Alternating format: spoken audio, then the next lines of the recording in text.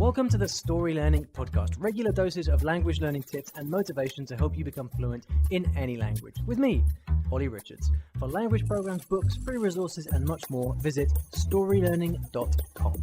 Good morning, everybody, and welcome back to the I Will Teach You a Language podcast. Today we've got something very special. It's a longer episode than usual, but it's one that I've been looking forward to bringing you for a very, very long time.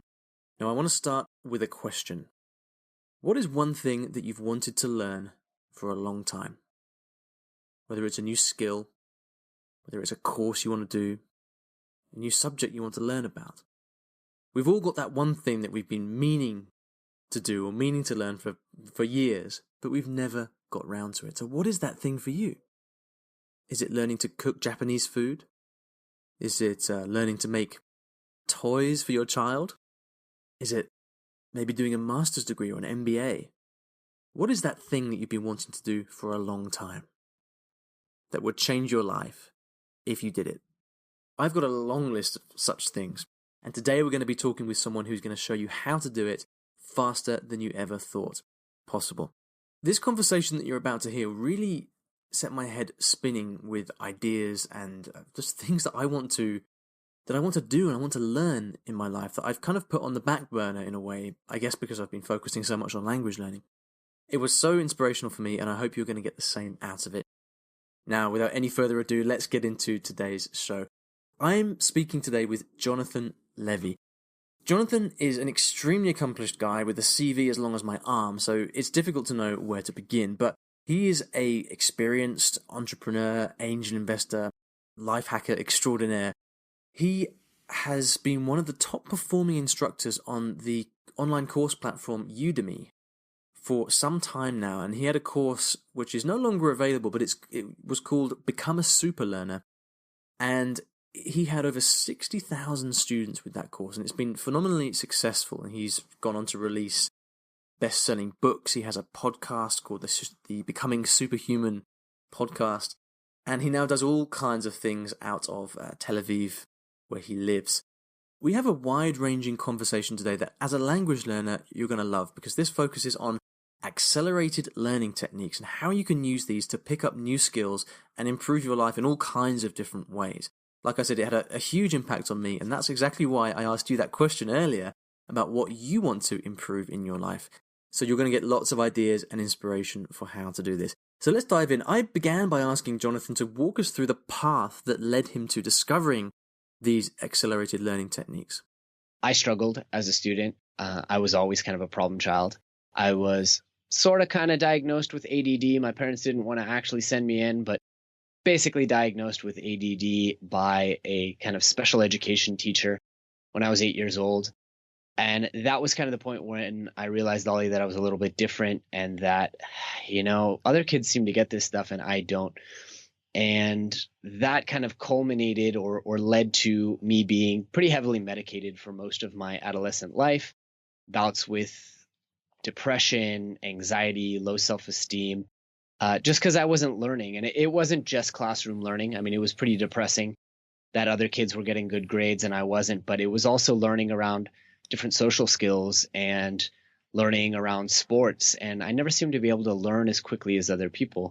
And I thought that was odd because I knew I was a smart kid. People told me I was smart, but I didn't seem to be successful academically. And medication was great. And if anyone out there, struggles with ADD the way that I did, medication in many ways saved my life, at least academically and professionally. But I still would forget everything as soon as I left the exam room. And that all changed for me in 2011.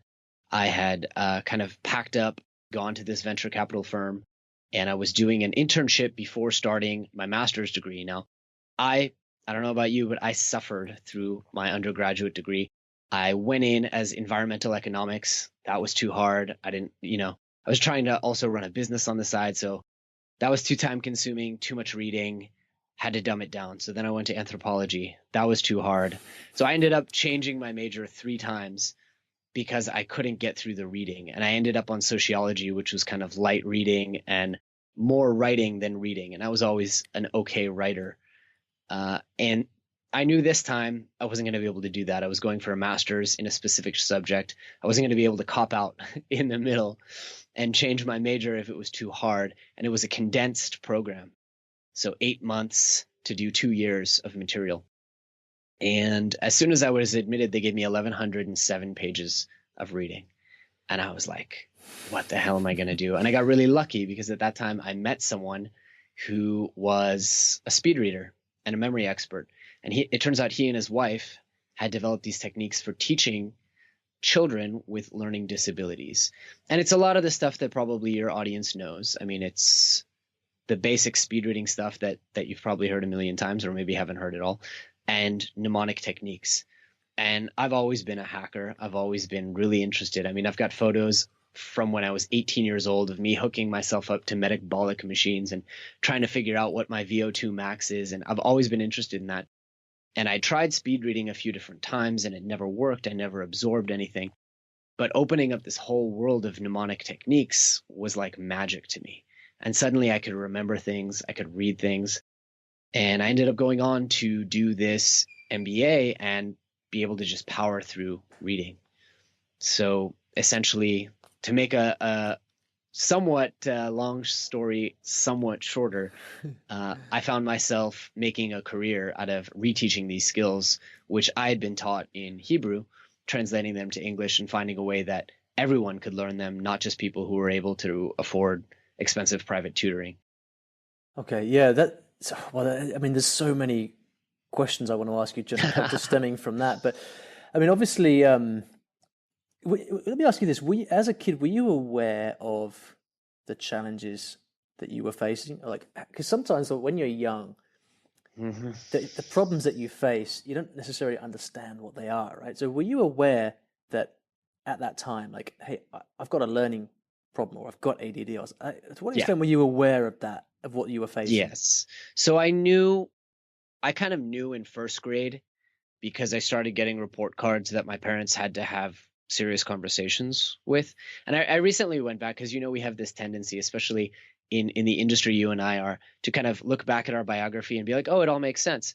But I went back and said, did it all make sense? Like, along about the time I did my TED Talk, I wanted to really ask myself this question, and I pulled it out. And, first grade, it was Jonathan needs to pay more attention. Jonathan needs to understand that being the class clown is not a way to get ahead. Jonathan needs to sit still. Jonathan is falling behind the class. And they just got worse and worse and worse and worse. And so you knew there was a problem. Oh, I knew. And also I had this tendency where I'd have to go in and I remember the first thing that I fell behind was reading a clock, right? So in first grade, you learn how to read a non-digital clock. And I remember I just couldn't get this. And I thought it was so bizarre. I was like, but it says 10, how is that 50 minutes? And I just I didn't get it. And I had this kind of tendency where I'd have to go in, someone would have to explain something to me. The next thing that was really hard for me was multiplication tables. And then I had in this moment, I don't know if you've ever had this. I don't know if normal people have this, but when someone would explain it to me and it would click, I would almost start laughing and crying because it'd just be like, oh, and then my eyes would well up because it was like, oh my God, it took me so long to get to this point of understanding, and just overwhelmed with emotion at why couldn't I have just gotten this the first time? Why did I have to ask all these questions and figure it out this way? Yeah, I mean, I'm trying to relate that to my story. I was pretty good at school. I didn't have any particular. My grades were always good, and I was always conscious that I was capable of doing this stuff, but I was always going to resist. I was kind of resisting putting the work in that I needed to. If I knew I had an essay to hand in, I wouldn't start 2 or 3 weeks before I should. I'd wait till the last evening. And I was always kind of questioning myself because I knew I was capable of it, but I just couldn't bring myself to do it. And I see a lot of parallels between the Olly who didn't do as well as he could have done in his history essays and the Olly who, these days, could be so much better at language learning if he could just be strict enough with himself to say, at 6:30 a.m., you sit down and you study for an hour. It's not hard. That's what you do. So I see a lot of parallels with that. in many ways, I guess I haven't changed, but you have, and you've kind of had this realization that I guess many people never get to in their life, and you've learned these techniques, which you could easily not have done. Like everything could have been very different. Right. So like in a nutshell, what we'll get into these specific things in a minute, but how could you give us some like visceral examples of things that you've been able to do in your life as a direct result of the accelerated learning techniques that you mentioned? Sure. So one, I go through ebbs and flows. And by the way, I want to comment that I also have that discipline problem. It's like I take on, because I am a professional learner. I think we're all professional learners, but I make a living by demonstrating how effectively I learn. I take on so much stuff. Do you ever And find this is like kind of do you ever find like me, you spend more time actually talking about how to do it than actually doing it? And it seems like an Definitely. occupational hazard. Like Definitely. It's definitely true. And I tend to bite off a lot of learning projects, and I used to beat myself up about it. So at any given time, right now, I'm learning Russian, improving Hebrew, maintaining Spanish, learning piano and guitar because one instrument isn't enough, and I'm already 30 years behind all these child prodigies who play piano. Acro yoga, Olympic weightlifting, aerial photography, copywriting, marketing funnels, advertising. I'm learning like 100 different things at once. And I used to beat myself up about it because of exactly what you said. Like I should buckle down and talk the talk. And what I've realized is the more I learn, the more I'm able to learn. And that by harnessing exactly that ADD and by jumping from subject to subject, something that I learn in copywriting can, or that's maybe a bad example, but something that I learn in my fascination with Benjamin Franklin can dramatically alter the way I write copy. And something I learned in Olympic weightlifting can dramatically alter the way that I do acro yoga. And that you kind of have to take advantage. A lot of the techniques that we teach are for taking advantage of that passion, right? And figuring out a way to be passionate about things that you maybe don't actually want to learn, right? And I've learned that you just have to take advantage of that and roll with it. But so those are some of the things that I've been able to learn. I've been able to learn public speaking, which obviously I use pretty regularly. I've been able to learn. I'll give you a classic example. October of 2013, I said to myself, I had figured out that this online learning thing was going to be pretty successful. I'd taken some online courses myself. I was like, this is a really cool way to distribute knowledge. And, it's a lot more profitable than writing a book, and it's a lot more engaging. And I think this is going to be big. So I decided I'm going to build an online course. And I said to myself, okay, how does one build an online course? Well, I sat down, I opened 42 browser tabs, and over the course of 2 days, I knew how to build online courses. I knew how to record video. I knew how to edit video. I knew how to structure the content. I knew what was important. I knew a lot about how these ranking algorithms work on marketplace websites. And within 3 weeks of launching, we had one of the best-selling courses on Udemy. And within a few months of just doing the stuff that I'd learned over the course of a few days, we had one of the best-selling courses of all time. And for people who don't know, Udemy is an online kind of course marketplace, right, where you can go and learn pretty much anything. And your course went on to be taken by 60,000 students. Is that right? Up to today, 85,000. Wow, that's pretty amazing. So, I mean, it's interesting hearing you say all these things that you've been able to do because, there's tons of stuff I want to do in my life, right? I couldn't even begin to name those things. I'd like to learn how to make chocolate. I'd like to be, I don't know, I often I'd like to be able to illustrate children's books. That's something I thought would be super cool. Why don't I do that? And the reason is that I don't really have a framework for deciding on and learning that skill and taking the action required to do it. And I think it's because part of it is the discipline problem for me, but also it's like not having the confidence necessarily that I would be able to learn that skill quite quickly. Oh, that's such a big thing. I want to jump in right there, actually, because I just recorded a video about this. So one of the kind of beautiful things about what I do is I learn, right? And so I'm always improving. Like we've had to redo our course numerous times and we constantly improve.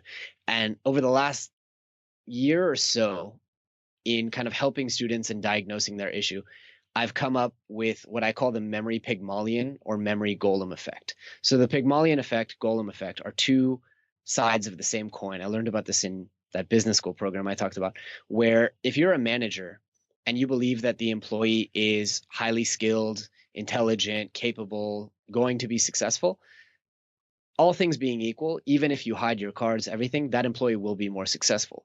However, the Golem effect, if you believe that the employee is dishonest, so on and so forth, you will actually make them dishonest. And there's a lot of debate about how this actually works, but it works. People say, oh, well, it's tone of voice, or it's facial expression, or it's, subtle little communication cues, whatever it may be. You could call it law of attraction. You could call it energy. It actually works.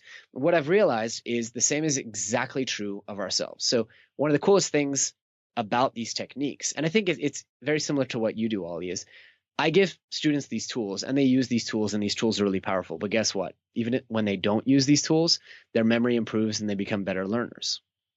Now, how can that be? Well, because they now go around in the world saying, I'm an exceptional learner. I have a phenomenal memory. I'll tell you a little secret. I use the actual mnemonic techniques that I teach about 40% of the time. And yet I remember nearly everything. So people give me an address. I don't even need to use mnemonic techniques. Of course, I could convert it and say that the 77 is a cake and create a memory palace. I don't even need to. I mean, if I memorize a credit card, I might do it, 16 digits. But if I'm memorizing 5-digit numbers, I don't even need it. And it's simply because of this memory Pygmalion effect. And I think so many people go around saying, I suck at languages. I'm terrible at math. I'm a really slow reader. Well, guess what? Like, that is a self-fulfilling prophecy. So I think the power of these tools is putting that tool in your back pocket so that you can say, yeah, if I want to go learn chocolate making, that's a one-day thing. I could go learn that. And when you do use the tools, So let's dive into some specifics here, because from what I heard, like, there's the two main things that you mentioned are memory improvements or memory techniques and speed reading. How are those things? Could you give us could you take maybe one of the skills or activities that you've already mentioned, and then give us an example of how both of those things, the speed reading and the memory techniques, could be used to help you learn that thing faster? Sure. So where I think a lot of courses go wrong, and a lot of people have tried speed reading, myself included, and failed, is they forget to build the infrastructure up front. So if you're going to read an entire book in 2.5 hours, you better have a pretty incredible way of storing that, right? And storing it in kind of this auditory language processing area of the brain is not going to work. You need to store it in the way that world memory champions store 56 decks of cards back to back, store one deck of cards in 26 seconds. And that's by the same tried and true mnemonic techniques that have been around for 2,200 years with modification and adaptation. So it's visual memory, it's creating visual mnemonic techniques, and then it's the memory palace. And if any of these things are foreign to people, I can go into kind of more depth, but it is basically creating these visual mnemonics. So when you pair that on top of speed reading, you're now able to read things very quickly, take a quick pause, generate these very vivid markers and examples. So you asked, and then it's ultimately deconstructing knowledge into core principles that can be visualized. So okay, let's pause right there so I can just see if I summarize what you said. So the speed reading, I guess it's fairly obvious. If you've got a body of knowledge, if you've got to learn stuff and you're learning that stuff from a book, you're going to read it faster if you can read quicker. Stands to reason. The second part, though, is actually retaining what you are learning. Now, when I was reading about your various courses and talks and things earlier on, there was one phrase about everything that stood out to me. You know what that was? Tell me. Retain things you read. Now, I guess different elements of this will stick with different people, but for me personally, I get very excited when I read a book. I read slowly. I'm a slow reader. The idea of reading a book in 2.5 hours is like, man, how would my life change if that was possible? But I get very excited when I read a book. I've just been reading a great book called Deep Work by Cal Newport, which is very well known at the moment. But you know what? As I'm reading that book, I'm thinking to myself, this time tomorrow I will have forgotten this stuff. I'm going to read this book, I'm going to enjoy it, get all excited, and then not retain it. So that's why that particular phrase, retain the things you read, really stood out to me.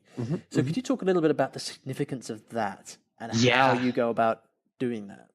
Well, so let me I'll backpedal a little bit and talk just a little bit of light neuroscience, specifically evolutionary neuroscience, as I like to call it. We're visual creatures. We don't realize it, but so first and foremost, we have to think like what kinds of things would provide a survival advantage to a Homo sapiens wandering the Serengeti for the last 1.5 million years. Well, it turns out smell and taste, super important. If you remember what rancid food tastes like, that's a pretty huge survival advantage. If you remember, certain different bitter tastes are poison, that's a pretty big survival advantage. But the next most memorable things are location and visual. So, do I remember the markings on the faces of the friendly tribe versus the not friendly tribe? Do you know we can identify someone else's face in about 150 milliseconds? Now, why would we develop that? Why is that so important? Because if you take 2 seconds to identify if I'm a friend or foe, and I take 150 milliseconds, which one of us is going to survive the oncoming battle? So we remember faces, we remember visual information, the exact shade of the berries that are poisonous, the exact color of the snake that's edible versus the one that's probably going to kill me. We also remember locations. If you forget where the watering hole is and you're wandering the Serengeti, you're dead. If you forget where you buried your winter food supply, you're dead. And so our brains hold this information. And if anyone doesn't believe me and they say, well, I'm not a visual learner, I'm a, auditory.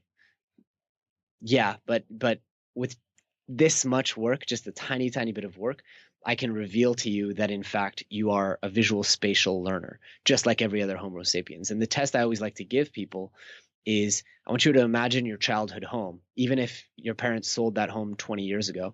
And I want you to go into your parents' bedroom. And I want you, even if you never spent, you were one of those kids who was not allowed in mom and dad's room, I want you to go to your mother's side of the bed. I want you to tell me what was on the nightstand. And that you may not have been in that house for 20 years. And I can tell you. I can do that. Exactly. And most people are like, oh, it was a red telephone. And I can say, was it a touch tone or was it not?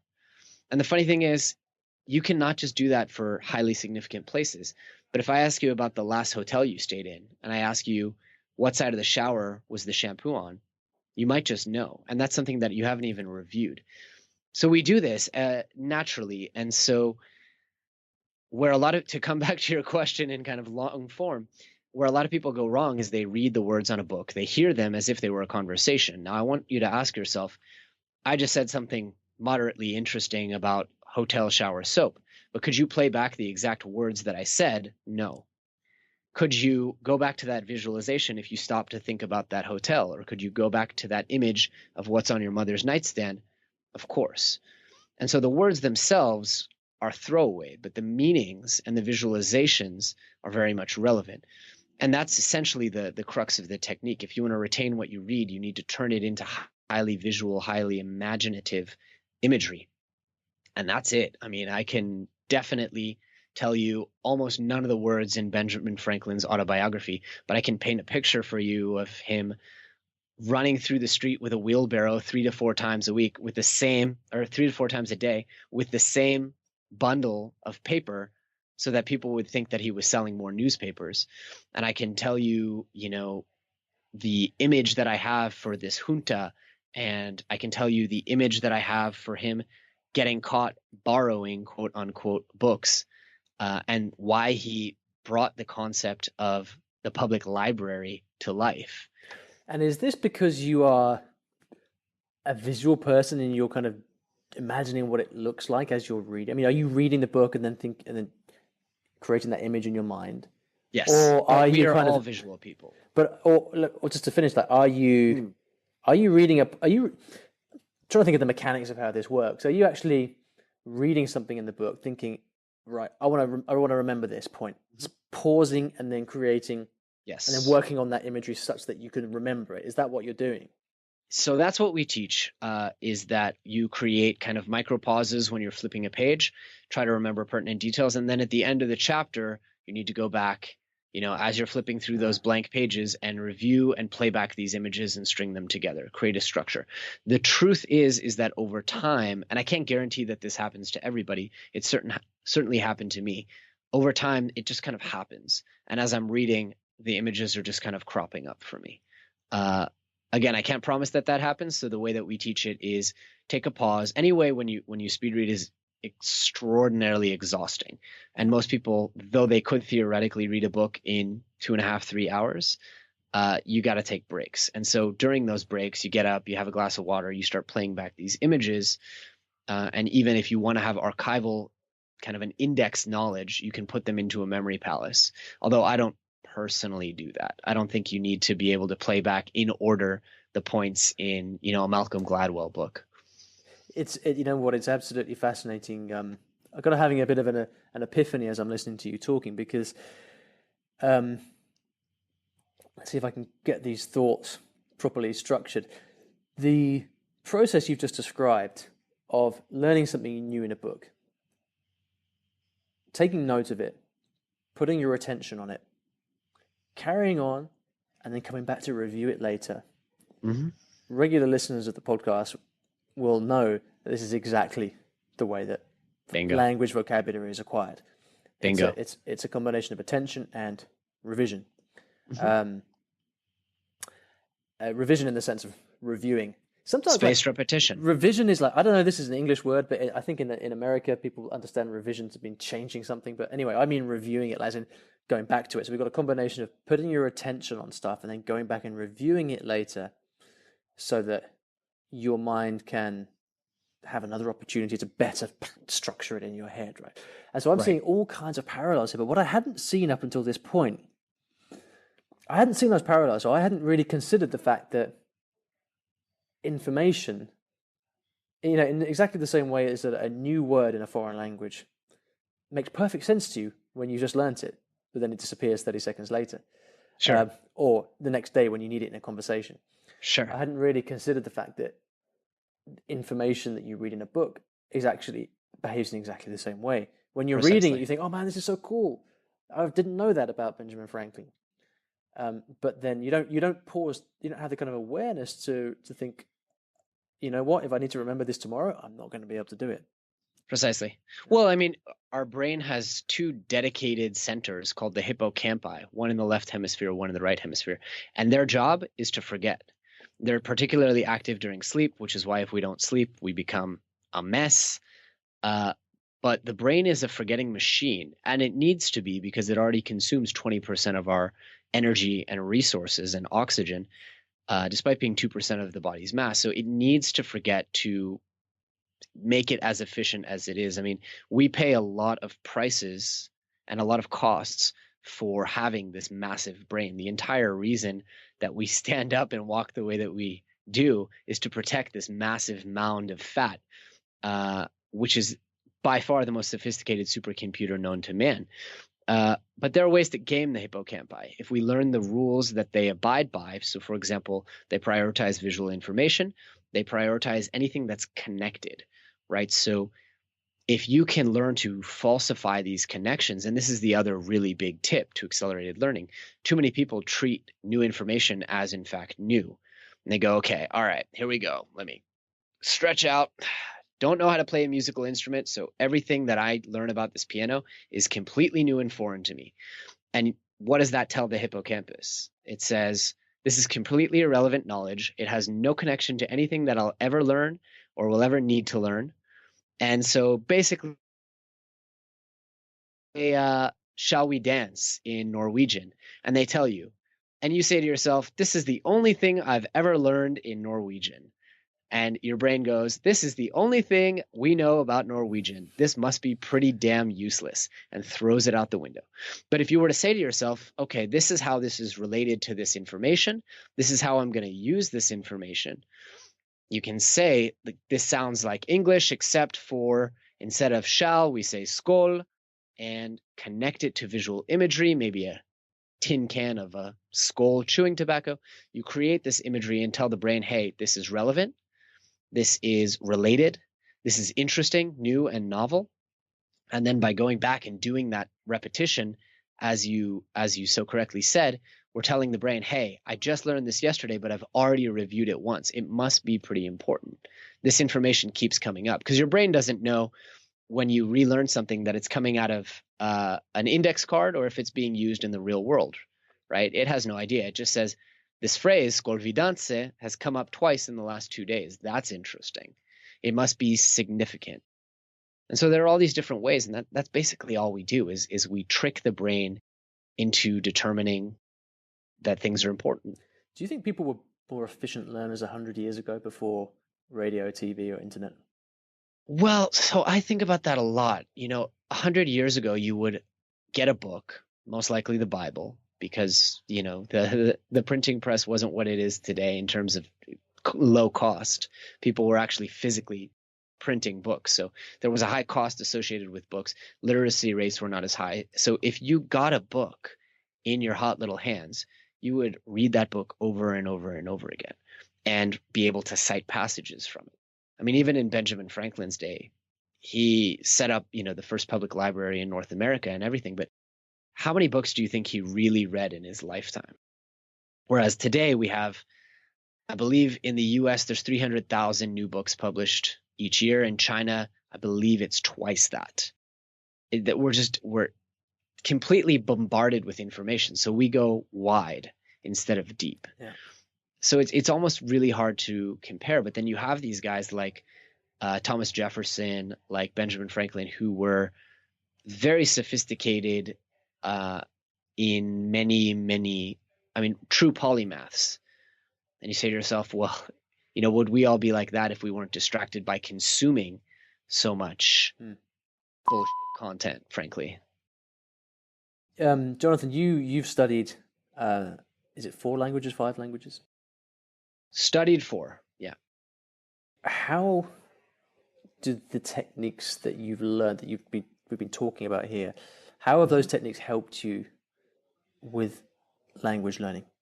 Yeah, great question. So, as you said, for learning vocabulary, these techniques are a game changer. I mean, there's no word too difficult. There's no sound too confusing, because I can string words and sounds together and put them into a nice little memory palace with a visual mnemonic. And I almost don't think of vocabulary learning as at all a hurdle anymore. It's just straight into the brain.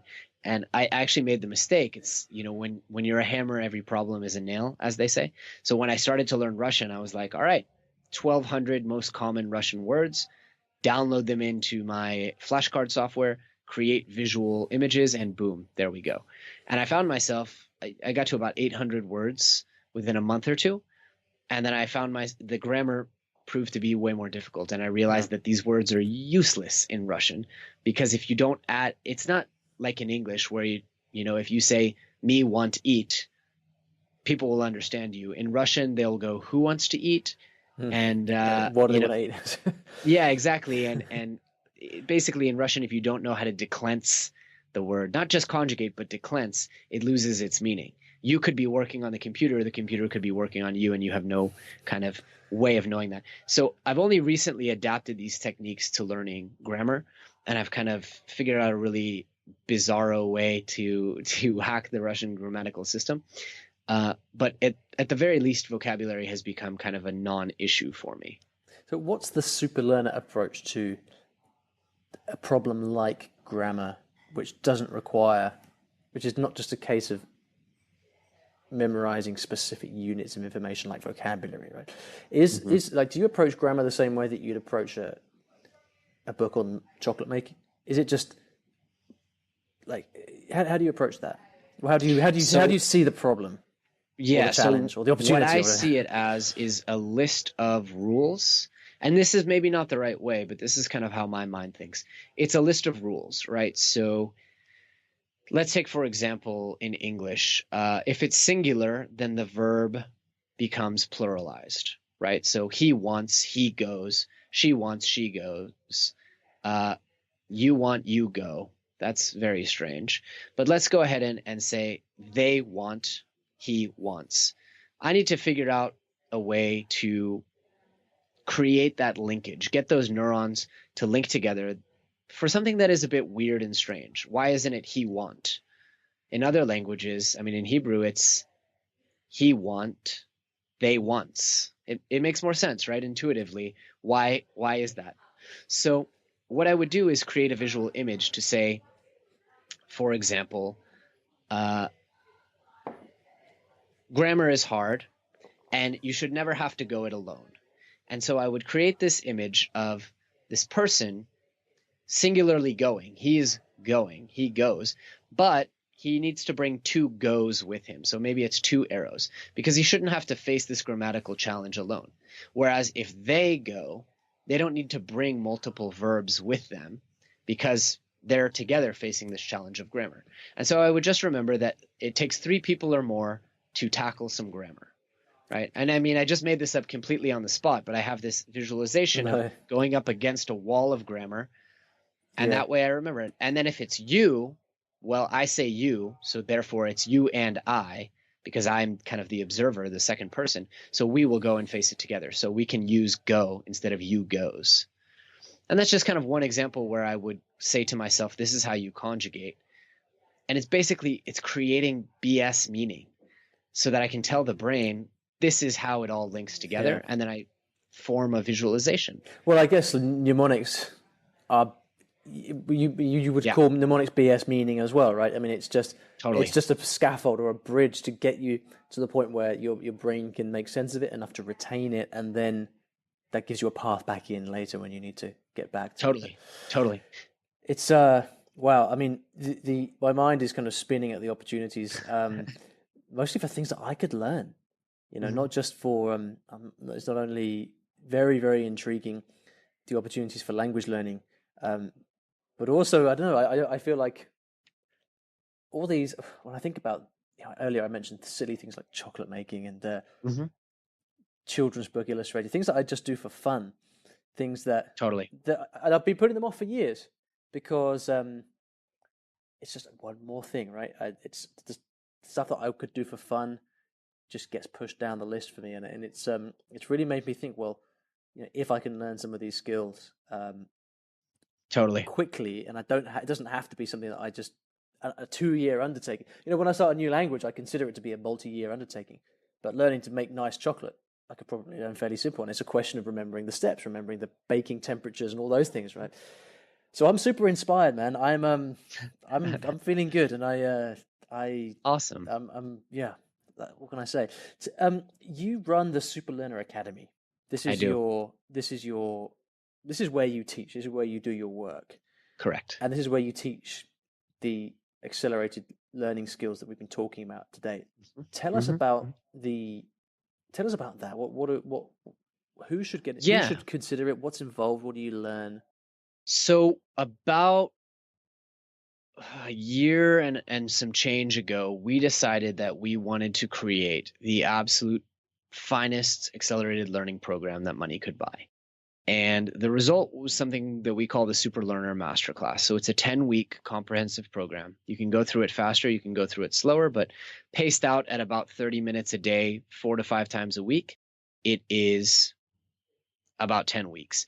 And a lot of that 30 minutes is, hey, you're going to read your emails, you're going to read the newspaper, do it in this specific way. So it's not all watching videos and stuff like that. I don't expect anyone to watch that many videos of me. But essentially what it is it starts with a very strong core understanding in memory and mnemonic techniques. So all these things that I told you about, how to memorize information, numbers, names, how to store your information long-term, how to review it, or as you said, revise it in a way that is going to allow you to remember it forever, because no amount of mnemonic technique is going to put it in your brain forever. So you have to kind of be intelligent about the intervals in which you review and how you review. And then it goes into speed reading. So it's about 70% memory, 30% speed reading. Once you have that infrastructure, you can then go on and learn anything. And most of what you're going to want to learn is, of course, in books. Although we do talk a little bit about, how do I take on a challenge like Olympic weightlifting, for example, which cannot really be learned in books. And how do you take on a challenge like acro yoga, which definitely cannot be learned in books. And that's it. It's essentially a comprehensive program. And of course, we offer a free trial if people want to check it out, where they can sign up, no credit card required, and do the first entire module of the course. So diagnose their reading, diagnose their memory, start to understand some of the core fundamentals, download all the worksheets, set their goals, set their progress, understand exactly what the hell I'm talking about throughout the course, and really set themselves up, and then if they want to, they can always upgrade and unlock the other, I believe it's 8 more modules or 9 more modules.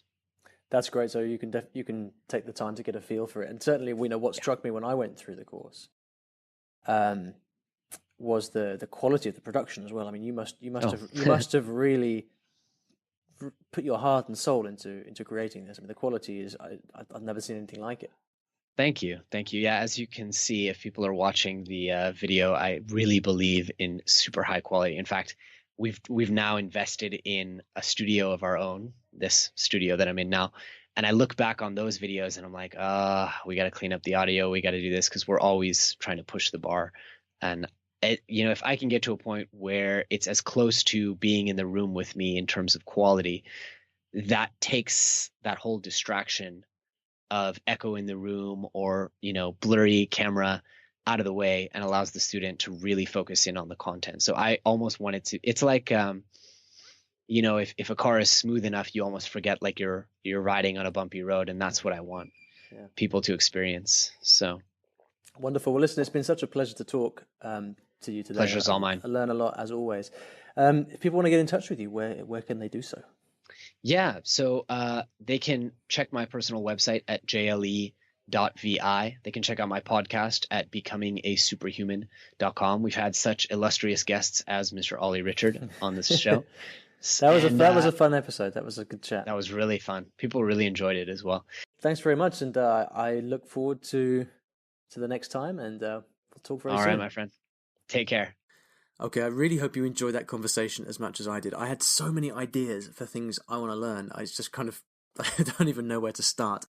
But of course, the best place to start is with Jonathan's SuperLearn Academy, which is really something. And there's a free trial available currently. If you'd like to get the free trial, you can go to iwillteachyoualanguage.com/super. That's iwillteachyoualanguage.com/super. And it's a beautiful website with a absolutely stunning quality of material, so I really hope you enjoy that.